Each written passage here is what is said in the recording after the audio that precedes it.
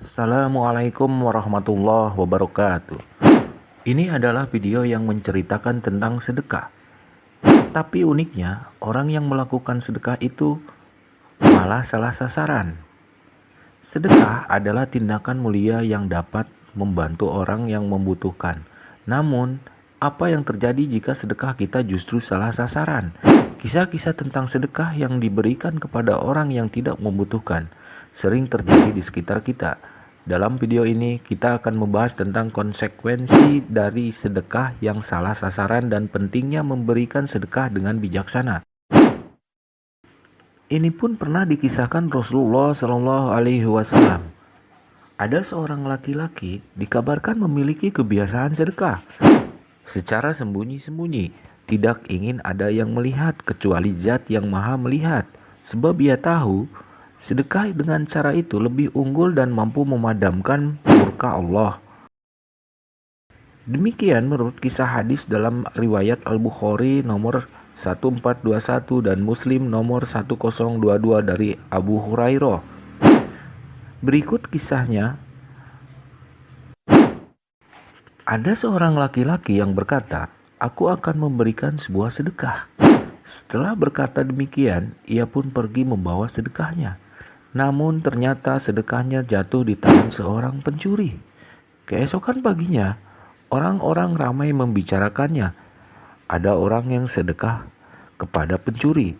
Pria itu berkata lagi, "Ya Allah, hanya milik Engkaulah segala kebaikan. Aku akan memberikan sebuah sedekah." Ia pun pergi membawa sedekahnya. Namun ternyata sedekahnya jatuh di tangan seorang wanita pezina.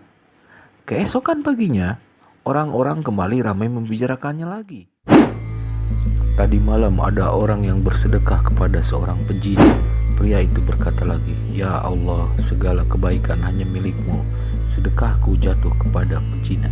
Tapi kau bersedekah lagi. Ia lantas pergi membawa sedekahnya. Namun kali ini sedekahnya diterima oleh orang kaya. Ada orang kaya yang menerima sedekah. Pria tersebut berkata, "Ya Allah, segala puji hanya milikmu.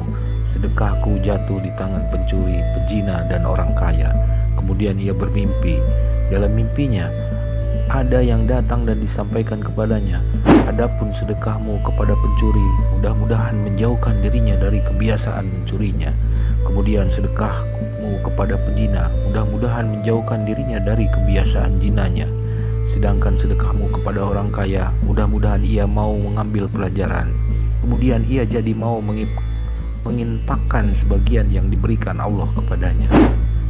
Hadis di atas mengisahkan kepada kita, dahulu ada seorang laki-laki yang hendak bersedekah. Secara sembunyi-sembunyi, ia melakukannya selama 3 malam berturut-turut.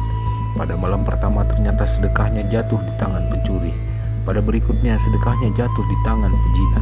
Sedangkan pada malam ketiga sedekahnya diterima oleh orang kaya. Hal itu telah membuatnya sedih dan prihatin. Namun kemudian ia bermimpi. Dalam mimpinya ia diberitahukan bahwa sedekahnya tetap diterima. Bahkan dijelaskan kepadanya sedekah yang diberikan kepada orang-orang yang tidak berhak menerimanya itu tetap Ada sebuah kisah menarik tentang Nabi Muhammad SAW yang memberikan sedekahnya kepada seseorang yang ternyata bukanlah orang yang seharusnya mendapatkan. Suatu hari, Nabi Muhammad sedang membagikan zakat kepada orang miskin. Ketika tiba giliran seorang lelaki yang sangat memerlukan bantuan, Nabi memberikan sejumlah uang yang besar kepadanya tanpa ragu-ragu. Namun, beberapa saat kemudian, salah seorang sahabat Nabi yang hadir menegur Nabi dan berkata bahwa orang yang menerima uang tadi sebenarnya bukanlah orang yang membutuhkan bantuan. Namun Nabi Muhammad pun segera mengundang orang itu kembali dan menanyai tentang keadaannya. Orang itu pun mengaku bahwa dia memang bukan orang miskin. Namun ia mengajukan permohonan zakat karena ia mempunyai hutang besar yang harus segera dibayar. Nabi Muhammad SAW kemudian memperbolehkannya untuk menggunakan uang zakat yang telah diterimanya untuk membayar hutangnya, karena Hutang juga merupakan salah satu bentuk kebutuhan darurat. Dari kisah ini, kita dapat mengambil pelajaran Nabi Muhammad SAW sangat memperhatikan penerima sedekah dan ingin memastikan bahwa bantuan tersebut benar-benar diberikan kepada orang yang membutuhkan. Namun ia juga memilih hati yang luas dan penuh kasih sayang, sehingga ia memperoleh orang tersebut menggunakan uang zakat diterimanya untuk membayar hutangnya. Hal ini mengajarkan kita untuk selalu memberikan sedekah dengan kehati-hatian dan bijaksana, namun tetap memiliki empati dan kasih sayang terhadap sesama.